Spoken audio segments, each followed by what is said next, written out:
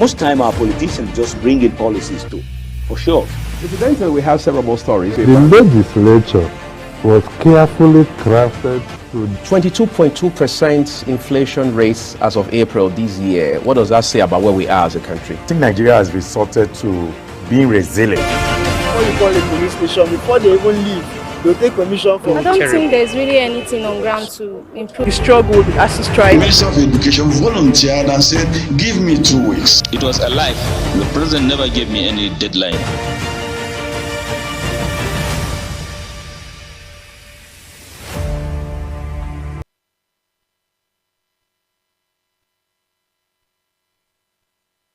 Hello and warm welcome to Global Morning here from the nation's capital, live on Global TV. My name is Rikan Michael, and a pleasure to have all of you tuned in and joining us on the morning show. A lot of concern and respect to our national development, a lot of concern to the presidency and the bilateral relations. Is still making some talks with the international community in respect to boosting some level of improvement on our economy. There are a lot of concern regarding how the presidency is still handling the projections of Nigeria's economy. IMF have spoken and given some level of explanation to where Nigeria is heading to. It's still a major concern for all, and politically as well. It looks that we're done with the off-cycle election projected already for the year. Still, the questions even raised by the former president Obasanjo is about the integrity of elections, about how we have gotten better in our dispense of democracy. And all of that will still try as much as possible to establish all of this conversation on the program this morning. I'm not just going to be doing this alone this morning. Have our co-host with us. Good morning, Queen. Good morning, Lilika Michael. It's a pleasure to be here this morning. Always. Global Morning with you. As always. A lot of concern in respect to, every time we sit here, we project, some level of, if things are working, in the areas where government are doing well, we commend them, and where things are not, seems to be getting better, we also criticize constructively. But the major concern about, when you look at the projection we have in the country is, are we really getting better? Like, are all of these conversation, are all of these talks, are they yielding results? Are government paying attention to them? Are they listening to, the hearings of Nigerians? The government will always have explanations that, we are hearing you. But is it just about hearing? Also, people are saying, walk the talk. Absolutely. Let us begin to see that you are also dispensing what you are hearing from house. Absolutely, and that's been the cry of Nigerians for quite some time now. Is the government listening to us at all? Is the government doing anything to, better the situations of Nigeria? The truth is, the government is doing something. The government is working, but the question we should be asking is the government working where necessary? Take, for instance, we have always been hammering on insecurity, but how big are we on that aspect so that we're not installing another kV of electricity here and there, and then we have not checked the problem of vandals, train vandals, power vandals, and all of that. So the government is working, but the question is, are they walking the talk the right way, how they ought to do it? Well, all of that and more are what we're going to be discussing after this break, I believe.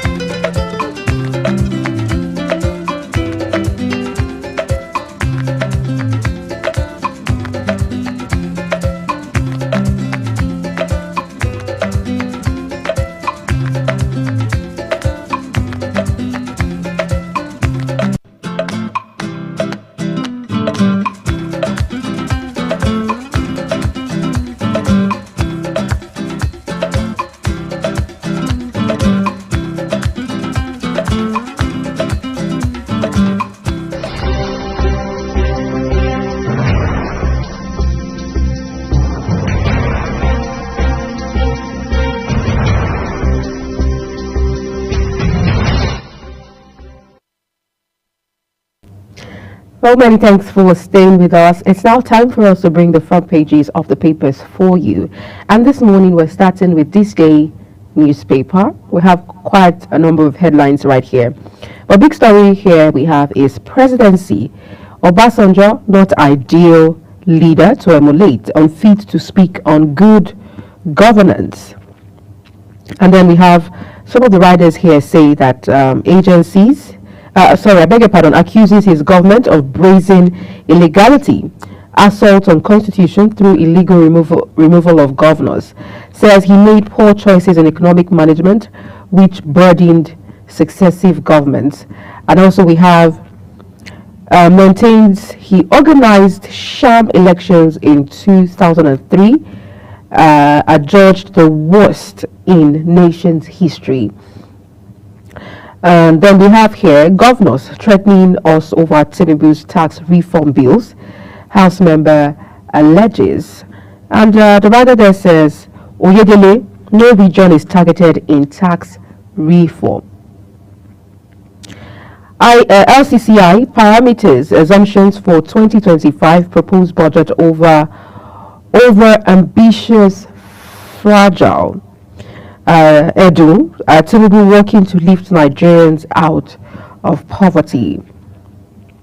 What other headlines do we have here? We have a picture right here, and underneath it we have strengthening security operations in Delta, and then we have the Inspector General of Police in that picture. We also have the Deputy Governor of Delta State, Monday, right there, and then we have the Governor Sharif Oberiwori in that picture as well, and some state commissioners of police, the State Commissioner of Police, I beg your pardon, right there in that picture, and it starts strengthening security operations in Delta State.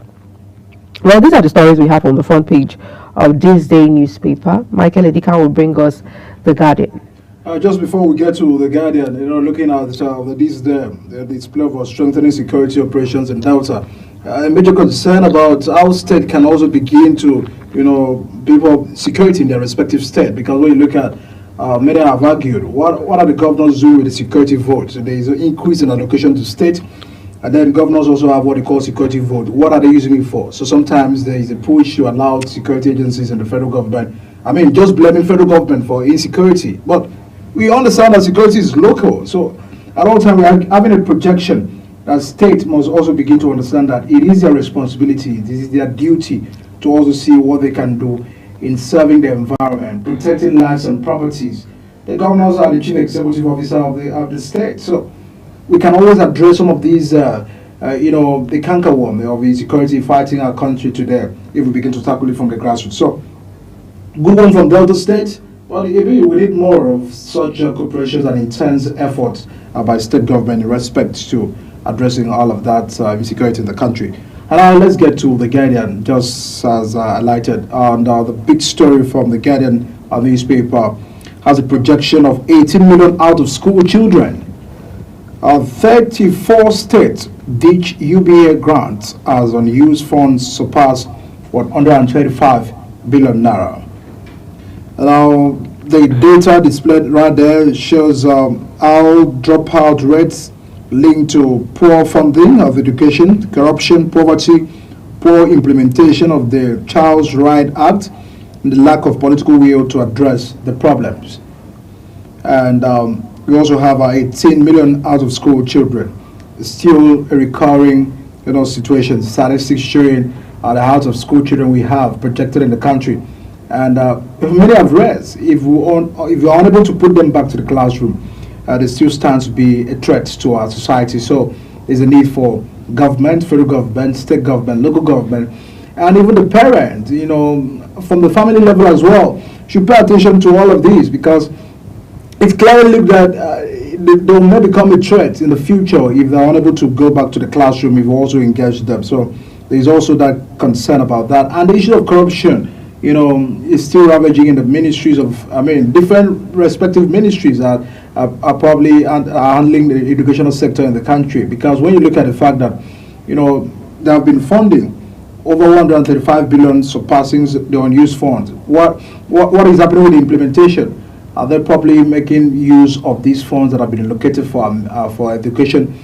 The projection of the United Nations Sustainable Development Goals also have it that we must begin to tackle education. What effort is Nigeria? What effort is government doing at the respective? Some states we must commend, giving compulsory and free education, but it's not really enough if you do not have an oversight for implementation of some of these policies. So it's still a major concern, and that's it on the front page of the Guardian newspaper this morning. Well, let's look at other stories that we have here. We have quite a number of stories here, and Daily Trust is our next point of call. Big story on the front page of Daily Trust says, Northern reps raise fresh concerns over tax reform bills. The writer there says, region plagued by insecurity and low productivity. And also we have, it's unfair for Lagos, Rivers and FCT to have 70% value-added tax proceeds. This is attributed to the Federal Inland Revenue Service boss. And then we have, will be guided by national interest, says Dobua. Underneath the big story, we have, you are a hypocrite. Presidency fires back at Obasanjo. And then we have, fire destroys Jos Laranto market. I think we have a visual representation of that fire outbreak right there in the market. NEC to disclose, replace old meters at no cost. Replace old meters at no cost. And then we have Trump to use military for mass deportation. This has clearly been focal in Trump's agenda, and even when he was campaigning, his campaign plans and all of that, he has said that illegal migrants will be deported and all of that, and he would not entertain illegal migration and all that. And Nigerians are really picking up the fight with him. But the question is, if you want to migrate, do it the legal way. Really, I really feel it's not directed to Nigeria, because many Nigerians who have to travel legally, they do that legally. And the US is a place where a lot of people from different countries want to come to, and definitely have illegal migrants from other countries, not just Nigeria, but from other countries as well. And so if you want to migrate, this is also a call. We're so relaxed that we don't want to embrace discipline. You understand? And if we see people, places or policies that will ensure or enforce discipline, or the right thing is done, it's only natural to resent such places or people. But in the long run, you discover that it's for the betterment of not just the place, but for you as well. And so if you want to migrate, do it legally and stop cutting corners. Well, that's the message from Donald Trump. Yeah, and I think it's a worthy one. And then we have G20 leaders inaugurate global alliance to end hunger. And we have Auditor General uncovers 3.4 trillion naira fraud in MDAs. Court quashes NBC's fine against Trust TV, limits Commission's power. Well, these are the stories we have on the front page of the Daily Trust, right here. Now let's get to the Punch. And I'm moving to the Punch. A big story: corruption allegations. Presidency attacks Obasanjo as opposition backs ex-president. A writer says federal government says Obasanjo lacks moral grounds to attack Tinubu. Opposition insists the ex-leader ragged on corruption and bad governance. FG plans fresh 31 trillion naira borrowing. That's federal government projecting to borrow 31 trillion naira again. I mean, you can actually get the papers to get more details on that. You're not going to hear from my mouth. Luggage delay to attract $170 and 10,000 naira fines. And our default, 34 states FCT shown 263 billion naira UBEC grant. And UBEC on page 12 of the Punch. Senate invites top doctors over strike. On the poll, Ayedatiwa gets certificate of return Wednesday amid protest. Now we still have Trump plans to use military for mass deportation. Unplanned takeover, Makinde, Adeleke, knock Ganduje over threat. That's a few stories from page 6. But let's quickly get to issues of corruption allegations of presidency attacking OBJ as oppositions backs the ex-president. A concern about, what Obasanjo was really projecting is saying that, look, elections, it looks up, if you want to get elections, people, bribe a whole lot, that the process is not right. So he's making some of these allegations on the grounds of the recent, conducted elections in the country. And I don't have any concern. You are the former president. What were you able to do to put things right and better? How did you leave the state of our institutions? And that's what the presidency are replying the ex-president. But all of that concern is because, people have the feelings that probably elections are not well. But INEC, on the other hand, gives explanation to every area of the elections, and you also give a room to seek redress, in the court. So whatever OBJ might be speaking now, and then that is not likely being to the acceptance of the presidency, might also be a political move, war. But the question is, if these allegations are right, can government not pay attention to them? If a former president who have he doesn't have anything to lose, making some of his contributions to national development, should that be taken lightly? So that is what we have in here from the Punch, where the presidency have attacked OBJ based on his recent comments about the state of the nation. And now on the federal government planning to borrow 31 trillion it all looks many questions many Nigerians are still asking is about the impacts of 2024 budget. How far with the implementation? Do we really count against beta for the 2024 budget and in respect to implementation? And now that we are already having a projection of the 2025 budget, government borrowing, what are the infrastructural developments and where are the savings of the subsidy? Government are giving explanation to all of this, but is it really matching with the reality on ground? Is still a major concern, and now we're still keeping our eyes a look ahead. What government wants to use the 31 trillion naira in borrowing for? Yes, we have many challenges, infrastructural, the cares and all of that. Are we channeling some of these borrowing to the right, channel? Are we channeling them to the right projects? Are we paying attention to, developing some good projects that will begin to be productive to the country? It's still a major concern. Absolutely. Well, let's look at the Nation newspaper right now. Big story here says presidency to Obasanjo, says Obasanjo unfit to give leadership sermon. And of course, like Michael Edikan has highlighted, the former president Olusegun Obasanjo has made certain remarks, particularly concerning the dealings and the recent elections that were conducted here, and he has made his remarks, and then the presidency is firing back at him, saying during his tenure he actually set precedents for what is happening now, and what did he do differently when he was president of Nigeria, and maybe a lot of allegations as well. So you can pick up a copy of these papers to read up these stories yourself. And but I don't think now is the time for us to start apportioning blame.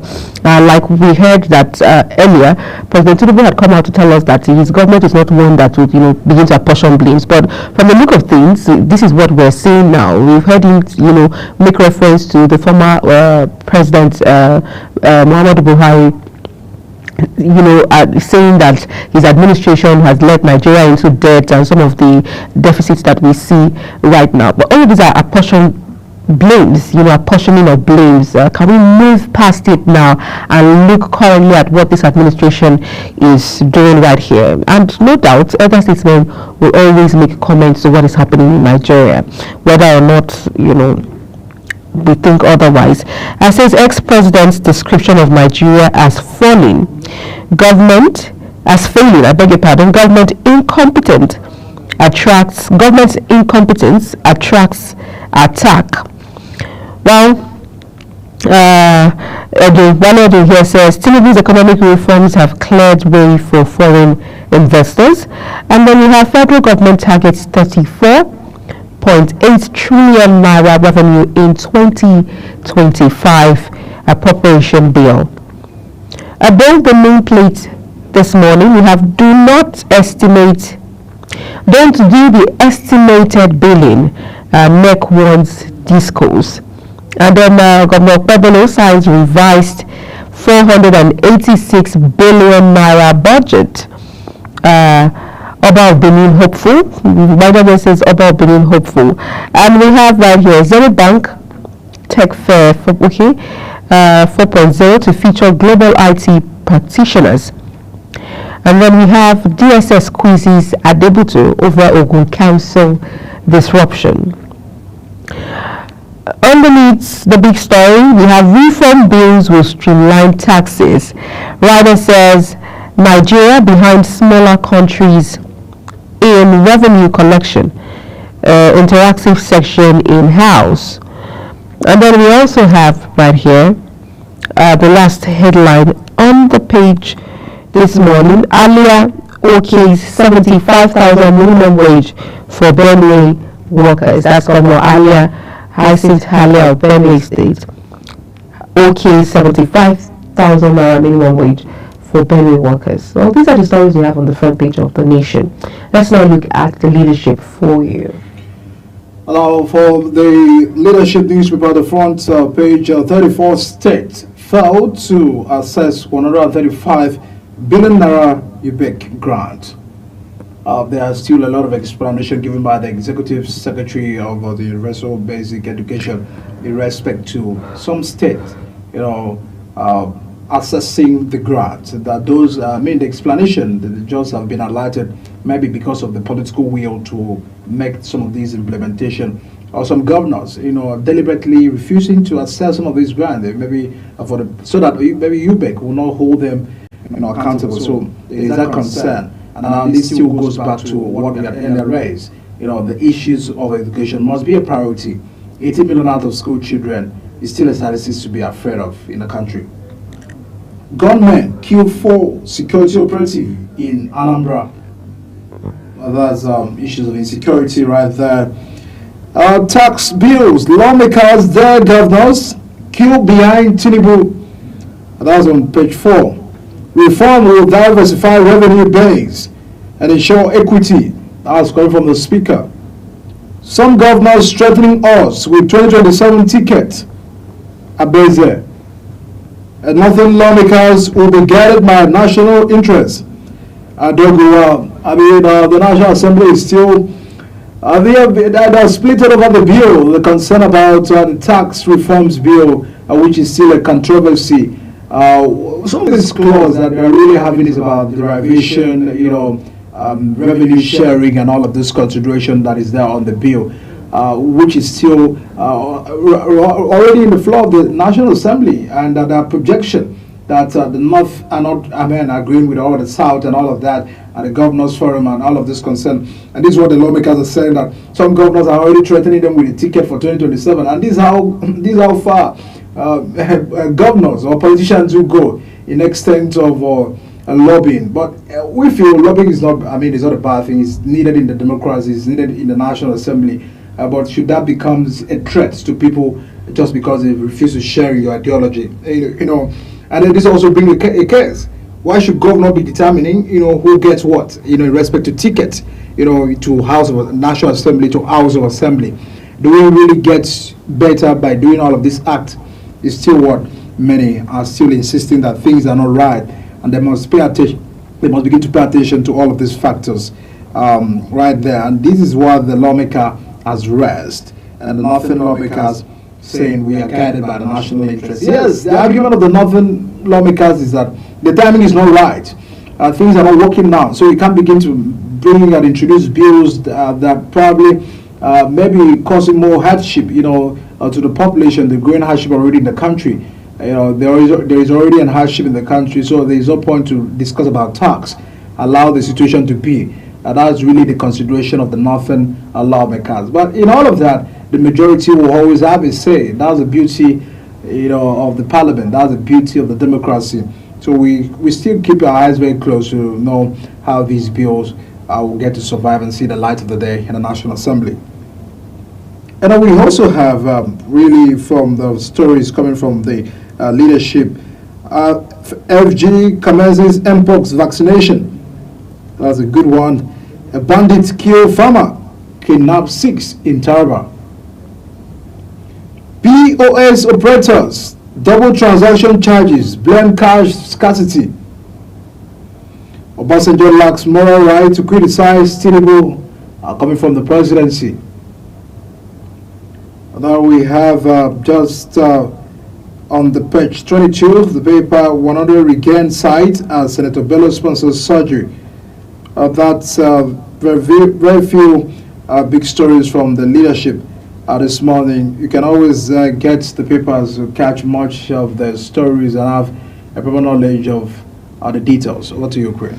Well, these are the stories we have on the front page of the leadership newspaper, and that will be all for now. We'll take a quick break now, and when we return, we'll bring other conversations for you. Please stay with us.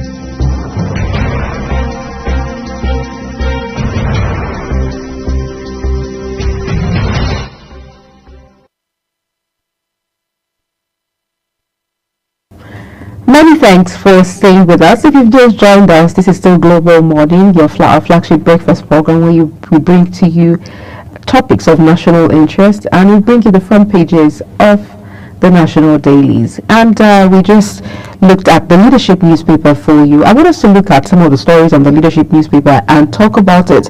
One of it is the farmers, the bandits. We have here bandits kill farmer, kidnap 6 in Taraba State. We cannot overemphasize the importance of security in this part of the world, and security, the importance, how important it is for us to have a secure environment for farmers, security for farmers, so as to attain food sufficiency. Because we cannot be talking about food sufficiency in 2024 and we still have bandits attacking farmers and attacking farmlands and kidnapping people. Say bandits kill farmer right here and kidnap 6 people in Taraba. That's a really very sad one. I don't think it's one that makes any sense at all. But at this point in time, we're still talking bandits killing farmers and kidnapping people in Taraba State. Mark, what do you make of this? We've had some policies introduced where they say we will now have security escort farmers to their farms. I don't know how much or how well that played out, and how sufficient it is, how effective that strategy is, and where do we go from here? How do we begin to ensure that our farmers are protected? Our farmers are protected. We've had situations where people have to run away from their farms. I mean, one may begin to ask questions about even the newly created Ministry of Livestock, because part of those responsibility was to oversee some of these issues, and understanding the fact that we have a crisis already that has reduced farmers going to farm. We look at, for instance, states like Benue. They've had their own fair share of this crisis. Look at other states you can begin to mention of. They have had many questions that are raised. So it's becoming, a more bigger issues, and that was why the president is wisdom in order to manage all of these crises, the interactions, the animal health, seeing how they can begin to have a resolving end to all of these, have to create a Ministry of Livestock. And we still are having to know if this ministry have been put to work in respect to all of the issues and concerns, because some of the dead that have been recorded and still a major clash is still very disturbing. We shouldn't really be having a conversation surrounding, headers issues now that we said, okay, we have the ministry, because that was a projection. Many experts who submitted was that, we need to have a separate ministry that will really take care of all of these interests of the headers and all of that. So, but the farmers who still wants to go to the farm, who still find it very difficult to also see some of the abnormalities that goes on wrong within, the transaction between the headers of the farms. So it's still a major clash and a crisis in fighting food inflation, fighting, agricultural, production in our country, because we are insisting that if we have all of this problem in the farm, it is a need to also pay attention. It's a big security, it's a security issues, but it's a more, ideology, driven. So it looks like the crisis needs to be taken with care and utmost actions, in resolving all of that concern ought to be, because every time we hear that of farmers, every time we hear that of headers, it's still a problem to us and it's still a concern. Yeah, it saddens us. I feel really emotional right now because farmers, we understand the pivotal role that farmers play in ensuring that there's, food output, whether you are talking about a subsistence farmer or a commercial farmer, and then having to hear that these people lost their lives in their line of duty is sad. I want to believe that if every ministry that is responsible, ministry, agency, parastatal responsible, up their game, sit up and do the work, I want to believe that we would have less cases of these issues. And like you said, the Ministry of Livestock, if we begin to see more proactive measures and do it from them, I want to believe that we will come to a balance, some sort, where we will now begin to have the safety of farmers and increased productivity as well. Well, that aside, let's look at other stories on the papers that we can react to. It seems like you have it. Yeah, really concerned when you look at the state of education. UBEC, the Universal Basic Education Commission, have just given a release of states that are not doing well. And when you look at the fact that we're having rises of out of school children, I really feel that the numbers should be really be daring to everyone to see how they can begin to pay attention to these things. We should also begin to ask questions. Why are they leaving the classroom? That those that are also having a concern of the hardship, hunger, the country, and insecurity in some part of the country. People have migrated from this location to the other in a way that have been displaced. So they might not also have access to all of that education. So it's still a major problem and a concern for everyone. But in all of that, there's a need for state governors to start paying attention to the state of education. Education is paramount. The future of the country, really is on the access to education. So access to education is a child's right. Is even embedded on the Act. So how about the implementation of this Child's Right Act? So how far have we gone? So we cannot exhaust the conversation about education. So there's a need to pay attention to getting these children back to the classroom. Very, very important. A lot of concerns and development about that. We'll be having an expert who will be joining us later on the program to extract some of these issues. Our growing population, are we really ready in respect to our state of classrooms, infrastructure in the secondary schools, infrastructure in the university? How best are we paying attention to this? Because it all looks that if we are not paying attention to that, it may become a problem to us. So we're having an expert who will be joining us on the program to extract the concern regarding the state of education and how government can begin to pay attention. Just as we've seen on almost all the papers this morning, it's really big stories and a concern for everyone. 18 million out of school children. It's a big problem. It's a big concern. It's a big concern, and we really hope that these children get back to school, because the future of any nation is the youth. The future of any nation is, these children who are educated, because we cannot continue to have this number of uneducated children and we expect to see we expect to see a shift or a change. And we know how much of danger these children poses if they are not educated to the society, to Nigeria as large. And it will also be that all of the other things that we're looking at, all of the things that we're looking at developing, most of our achievements will just be an exercise in futility, because these same children who are not educated will turn out to be bandits or turn out to be something that we cannot explain. And that's why, as a nation, we must prioritize the education of people that are in school, children that are out of school. We must prioritize it and ensure that every child is educated. At least we owe that to them.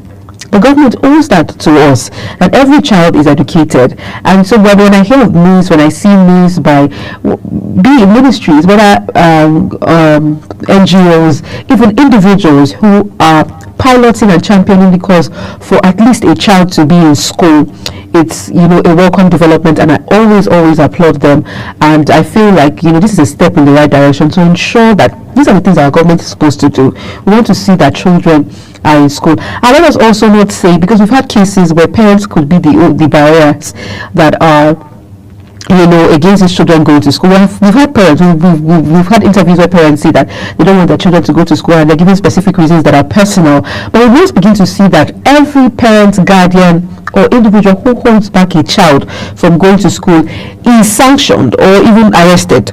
Because yes, you are actually tampering with the future of that child. And so we must see that education is very necessary for every child in every state, and we must begin with every local government or every household as it is, to ensure that we attain that mark.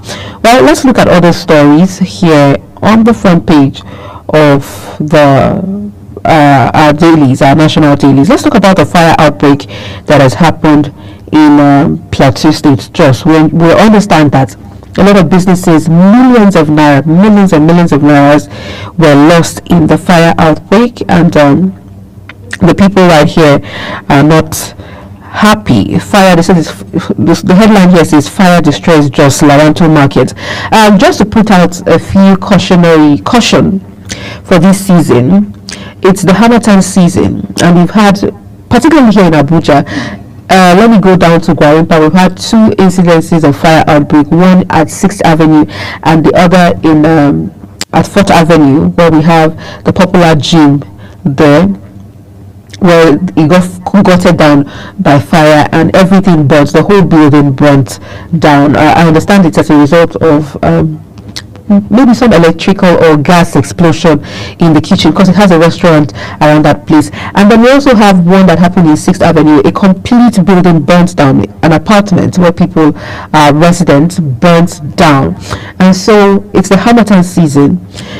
Places are dry. Let's take precautionary measures. Let's ensure that we do not fill our gas cylinders to the brim. This is just taking, yes, you don't fill your gas cylinders to the brim. If you use a 12 kg, ensure that in this season you're filling, let's say you're filling a 7 kg. You don't have to take it up, so just so that, because it's dry, and you don't trigger explosion in this season. And we understand also that from burning bushes as well, sometimes you just see bushes catch fire because of the dryness, and any little trigger, there's fire, and it could affect buildings. So let's ensure that we're not burning bushes close to residential areas. We're not burning putting out fires close to houses where people live in, because you don't know how, and the fire spreads really fast because of the season. So we're not burning these things close by and let's ensure that our generators, there are no triggers where we have fuel, where we have gases. There are no triggers, there are no lighters. As smokers, particularly smokers, aside the fact that you're liable to die young, ensure that you're not smoking in places that would endanger the lives and properties of people. Let's just be careful. It's the Harmattan season. And in the market as well, put out every electrical appliances in your shops, in your stores. And even if you're an individual who live, in our various houses, let us ensure that we put out all our appliances before leaving the house. It's very, very important. So make sure you put off, be double sure, and then make sure be careful. We've seen posts, particularly in this Harmattan season, where people put food on the fire and then they forget to turn off their gas cookers, forget to turn off their stoves, and they go to work and come back and maybe the pot is burnt open.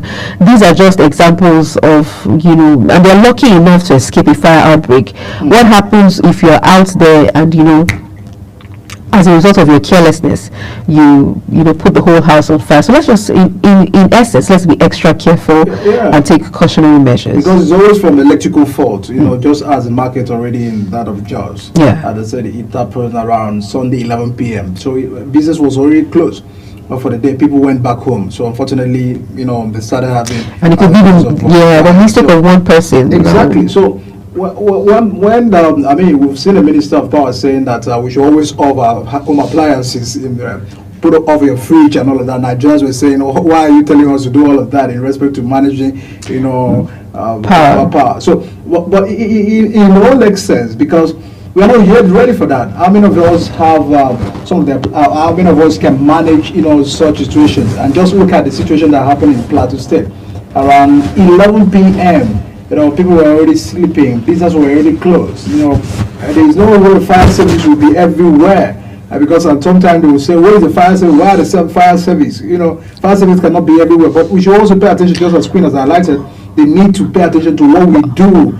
Put up those appliances if you are going out, if you're not using them. And if you are at home, pay attention to the things you have to do. But let me also add that we need our fire service to be proactive.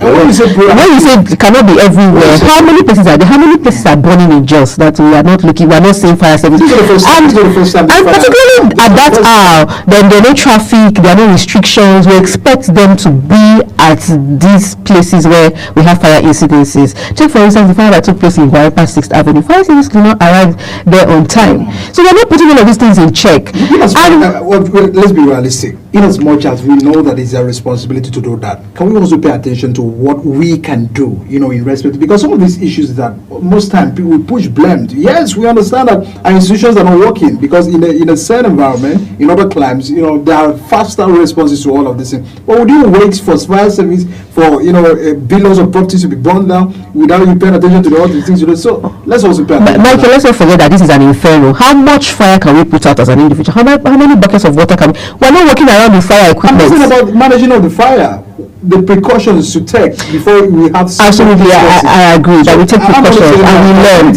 and extinguishers as well. Exactly, we should have. Do you have extinguishers? Of driving, we just had. One of us who just had an accident because of the failure of the brake pad.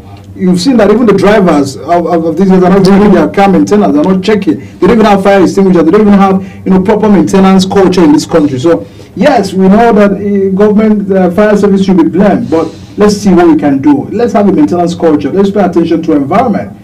Just as some of these things that you've read out, we should pay attention to those things. But I also want to add, while I agree with you that we should have fire extinguishers, quite frankly, every organization, offices, private individuals in your cars take precautionary measures.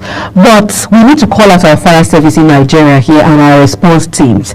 How much of, how fast their response, sometimes you call these numbers and nobody is speaking, we're not at alert, and we're in a season that is very critical, where we're going to be having increased cases of emergencies. We don't pray for that, but we, at all seasons, whether it's the Harmattan season or it's the rainy season, we want a responsive government, we want a responsive organization, fire service agency, responsive. The building burnt down completely, top to bottom, before fire service arrived in Abuja, where we don't have traffic as in other cities. Can we have increased responses from these people? But as long as you are waiting for a fire service, is that too much to ask? Evacuate immediately when there is cases of fire, and also do what to shout, fire. So, we don't have a lot of time to really explain all of that, but it's a need to pay attention to what we can do in respect to managing all of these concerns, the precautions, to manage fire outbreak. We are not praying for that, but in a way, if it happens, let's see what we can do to salvage the situation. Let's get to go on the break as we return with the AM News, and shortly after the AM News, we'll begin other discussions on the program. To stay with us.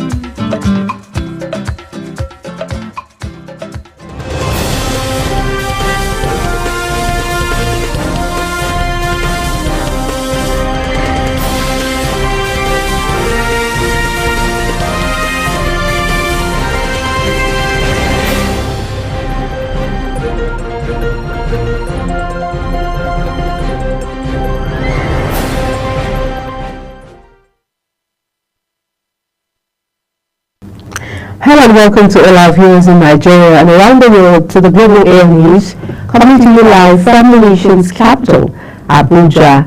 I am Queen Agaba. A quick reminder that Global Television is on DSTV channel 365 and free to air on Nigecomsat. Vice President Kashim Shettima has launched Grand Challenges Nigeria, a national innovation program aimed at transforming Nigeria's healthcare landscape through locally developed solutions. The initiative, which is part of the Global Grand Challenges Network, will focus on maternal and child health challenges in the first phase.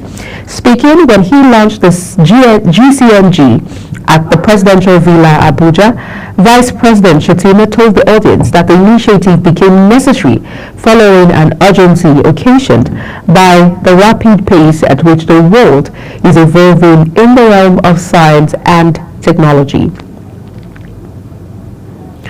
The Minister of Education, Dr. Tunji Alausa, has called on tertiary institutions and research institutes in Nigeria to conduct their teaching, research and innovation to address developmental challenges in the country. The minister made the call while declaring open a 4-day National Research Fair and exhibition organized by the Tertiary Education Trust Fund (TETFund) at Eagle Square in Abuja. Correspondent Ramsey Enoch Agbo completes the report. Minister of Education says the fair will be sustained as an annual national effort to sensitize Nigerians, most especially the youths, to take advantages of the outcome to participate in economic development. He calls on financial institutions, including commercial banks, to support government to strategically assist Nigerians establish small and medium enterprises to help home growth technologies. Sustaining the impact of the effort will depend on the vigor of the national strategies to acquire technology and the domestication of the required technologies through timely commercialization and technology transfer. As leaders, we aspire to deliver goods, services, lifelong opportunities to prosper our people. We promise them clean water, food security, gainful jobs, adequate health care, good education, good roads, and so on. The Chairman, Board of Trustee, Tertiary Education Trust Fund, that is TETFund, Right Honorable Aminu Bello Masari, says the fund has committed huge resources into research and development, that is R&D programs, since its inception in 2011, in order to develop home growth solutions from cutting-edge research in TETFund, beneficiary institutions for national development. The objective of using funding to ameliorate some of the myriads of challenges bedeviling Nigerian public universities. In an address of welcome, the Executive Secretary of TETFund, Aksoni Echono, emphasized the importance of research and innovation as critical to sustenance of any society. The ultimate objective is to translate research from Nigerian tertiary institutions into innovations, inventions, and solutions for practical application and commercialization. The National Research Fair and Exhibition, which opened today, is expected to end on the 21st of November 2024. Ramsey Enoch Agbo reporting for Global Television. In a related development, the Minister of Education, Dr. Tunji Alausa, has expressed satisfaction with the infrastructure put in place at the Eagle Square by Tertiary Education Trust Fund in preparation for National Research Fair and Exhibition. The Minister stated this while inspecting the facilities for the event, which is expected to officially commence today at the Eagle Square, Abuja. Jumai Manson now reports.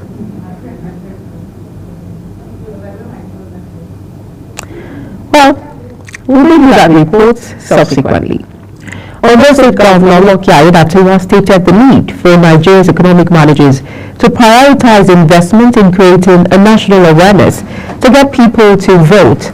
The governor-elect stated this while speaking at a TV interview, saying a lot of people registered to get permanent voters cards to have as documents but are not politically active. He therefore stressed the need for people to be encouraged to vote, calling for national awareness to be created for people to always come out to vote. Meanwhile, the Social Democratic Party, SDP, and its governorship candidate in the just concluded Ondo State gubernatorial election, Otumba Bamidele Akinboye, has rejected the results of the election, saying the election was a slap on democracy.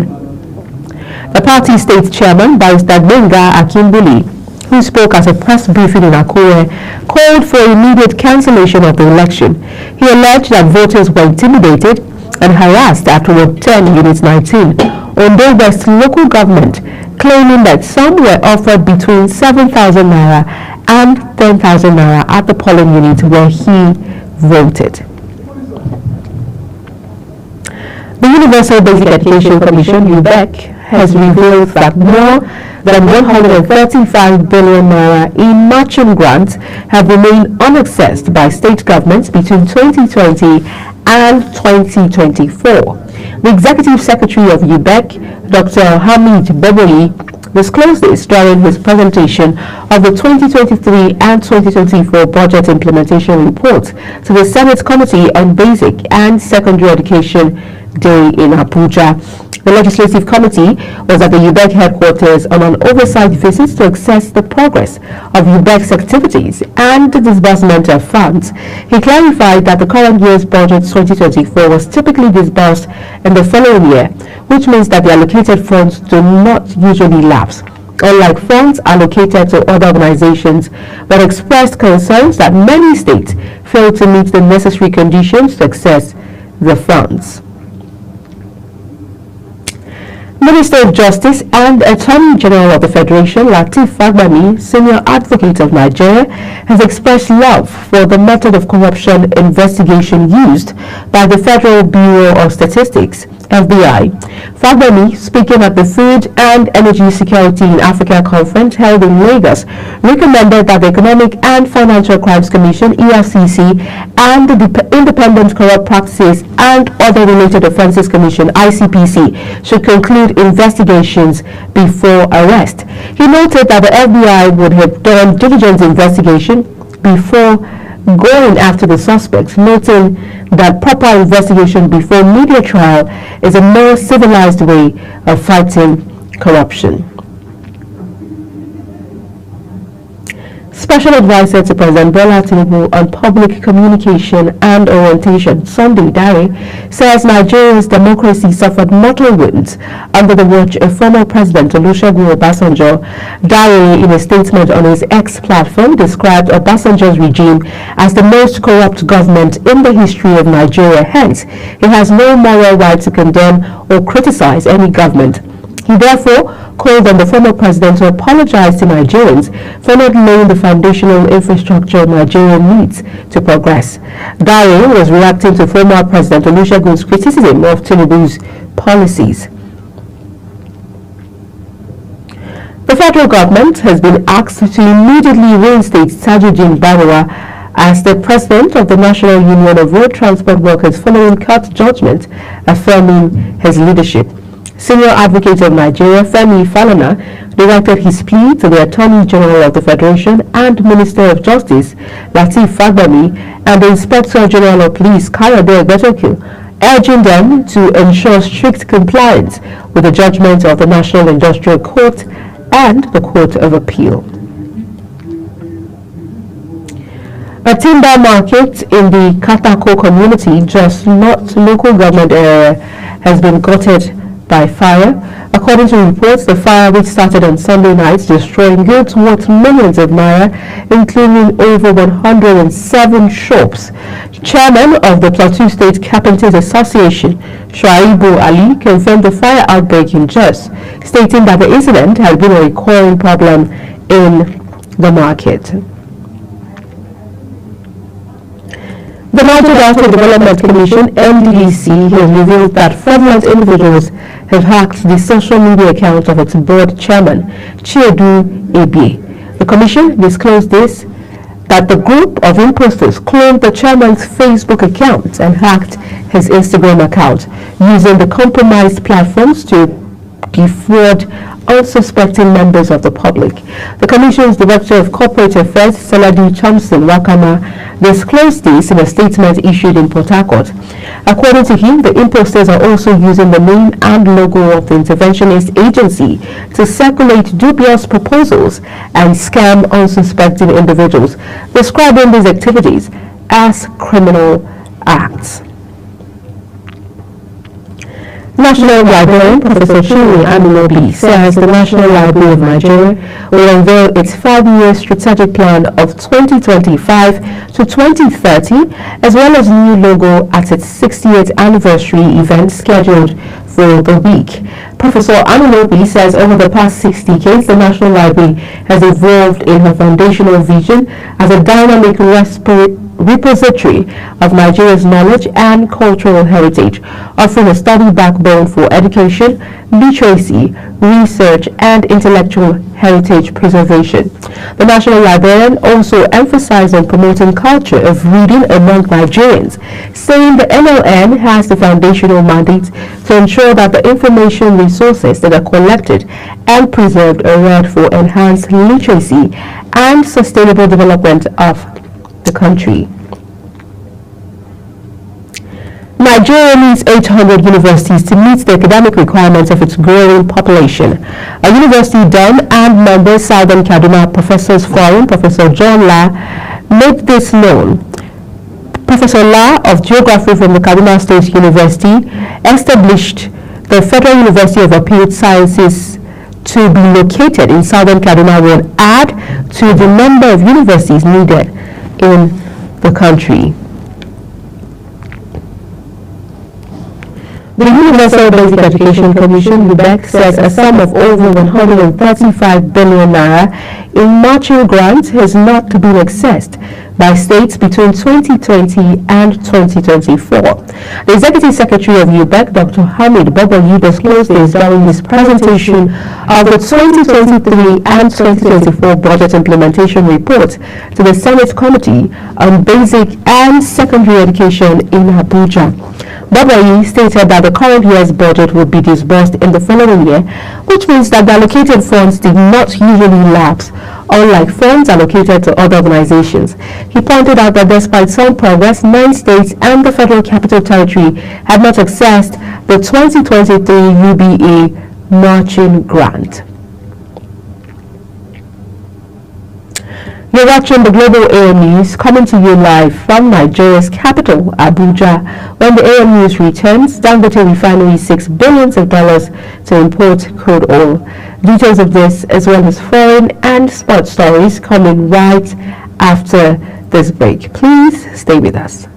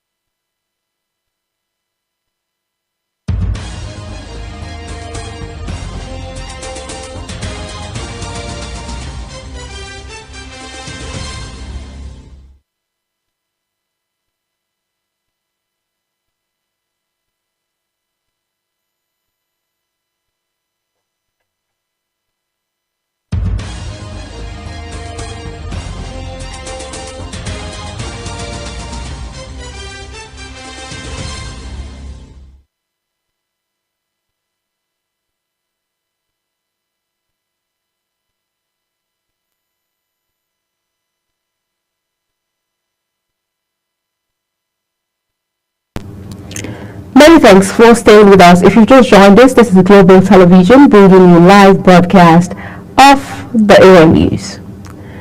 The chairman of the House Committee on Renewable Energy, Victor Afamogene, has called for accessible and equitable policies to support Nigeria's energy transition.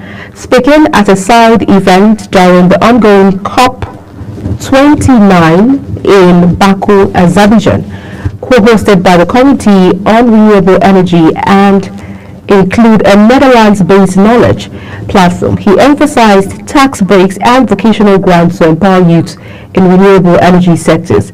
According to a joint statement by Ogene and the executive director of Include, Anika Altef, discussions focused on labor-based incentives, youth-centric policies, and integrating equity, sustainability, and job creation into renewable energy transitions. The federal government of Nigeria has expressed confidence that President Bola Tinubu's economic reforms have laid the foundation for local investments that will drive industrialization and lift citizens out of poverty. The Minister of Finance and Coordinating Minister of the Economy, Wale Edun, made this known at the opening ceremony of the 2024 National Council on Finance and Economic Development Conference held at the Dr. Suleiman Adamu Square, Bauchi Government House. He noted that Nigerians should be encouraged by the fact that the country now has a more sustainable macroeconomic environment, one that is friendly to investors. Speaker of the House of Representatives, Tajuddin Abbas, says the Green Chamber is yet to take a stand on the tax reform bills. He stated this in his opening remarks at the interactive section on tax reform bills held at the National Assembly, Abuja. He, however, says the House would perform its constitutional role of scrutinizing the content of the bills, effect amendment when necessary. The bills include the Nigeria Tax Bill, the Nigeria Tax Administration Bill, the Establishment Bill, and the Joint Revenue Board Establishment Bill. On the foreign scene, the Minister of Innovation, Science and Technology, Uche Nnaji, says that the current administration has made significant strides in strengthening the use of geospatial technology, recognizing its potential to enhance governance, efficiency, and economic development. According to Nnaji, the government has effectively leveraged geospatial tools to identify and eliminate existing revenue blockages, streamline tax collection processes, and improve resource management. Speaking on the advantages of geospatial information, he stated that geospatial technology could address almost all the problems facing the country if used judiciously. U.S. President Joe Biden has cleared Kyiv to use long-range American missiles against military targets inside Russia. A U.S. official stated this hours after Russia targeted Ukraine's power grid in a deadly barrage. The official, speaking of conditions of anonymity, was confirming report that the major policy shift long demanded by Ukraine was in response to North Korea declaring troops to help Moscow's war effort. Ukrainian President Volodymyr Zelensky has long pushed for authorization from Washington to use the powerful Army tactical missile system to hit targets inside Russia. President-elect Donald Trump has confirmed that he plans to declare a national emergency on border security and use the U.S. military to carry out a mass deportation of undocumented migrants. Immigration was a top issue in the election campaign, and Trump has promised to deport millions and stabilize the border with Mexico after record numbers of migrants crossed illegally during President Joe Biden's administration.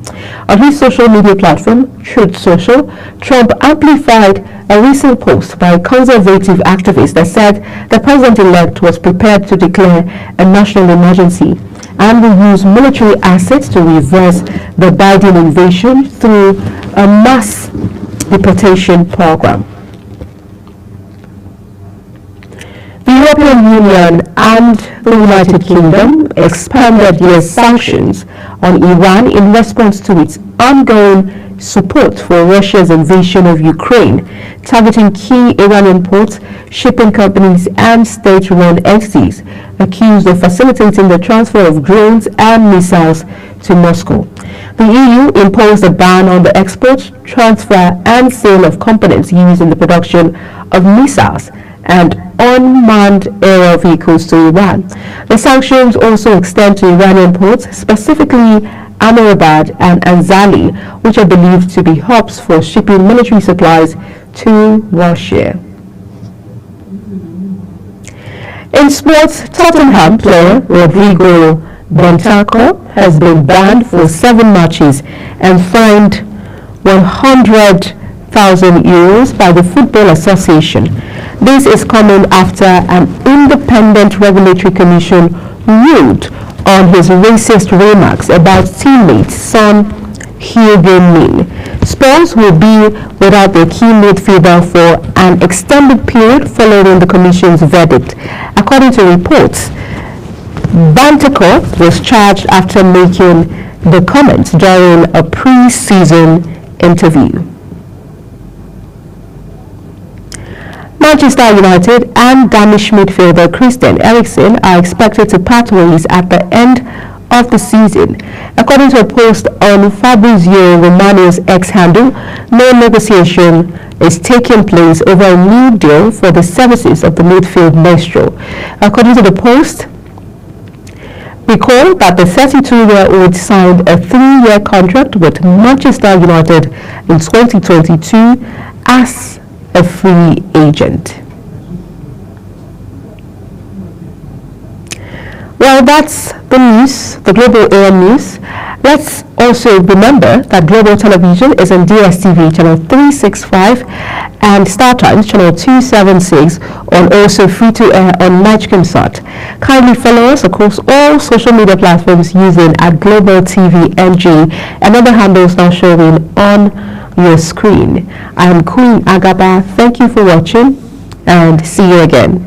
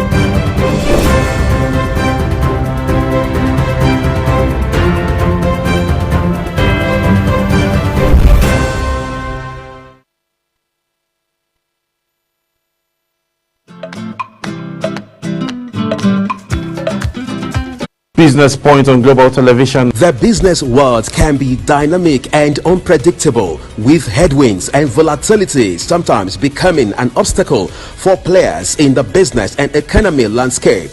Watch Business Point on Global Television as Samuel Oji walks you through the twists, turns and curves in bands, stocks and crucial market indices from a global standpoint. Watch Business Point weekdays on Global Television at 11 a.m. West African time.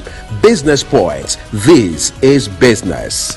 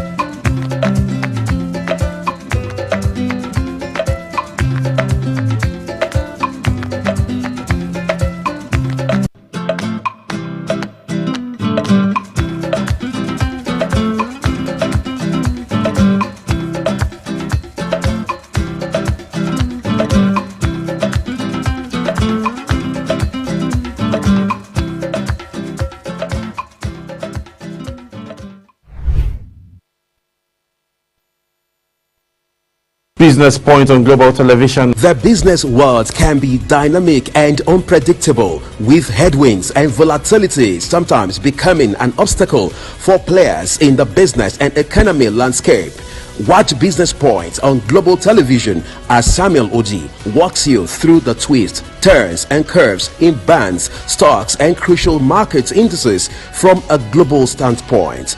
Watch Business Point weekdays on Global Television at 11 a.m. West African time. Business Point. This is business.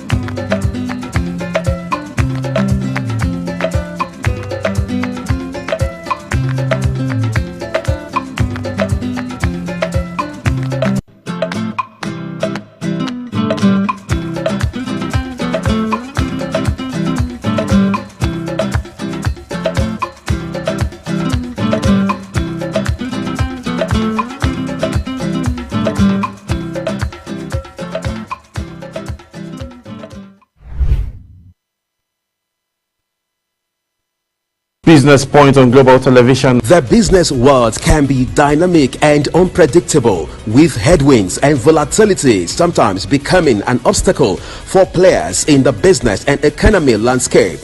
Watch Business Point on Global Television as Samuel Oji walks you through the twists, turns and curves in bonds, stocks and crucial market indices from a global standpoint. Watch Business Point weekdays on Global Television at 11 a.m. West African time. Business Point. This is business.